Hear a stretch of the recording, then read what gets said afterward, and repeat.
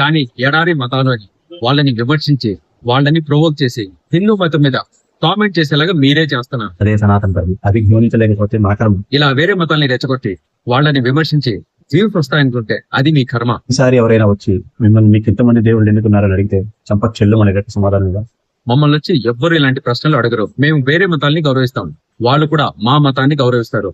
మేమంతా unity in డైవర్సిటీలో బతుకుతాం. ఇది మనకు తరచుగా ఎడారి మతస్థుల నుంచి వచ్చే ప్రశ్న. మన భారతదేశంలో చదువుకొని ఇక్కడ ప్రతిభను పొంది జన్మనిచ్చిన తల్లి లాంటి దేశంలో ఉండకుండా ఇక్కడ బతకడం చేతకాక ఎడారి మతం ఉన్న ఒక దేశానికి వెళ్లి ఎడారి మతస్థుడు పెట్టిన ఒక కంపెనీలో పనిచేస్తూ అక్కడ ట్యాక్సులు కడుతున్న వీళ్ళు ఎడారి మతాల్ని విమర్శిస్తున్నారు.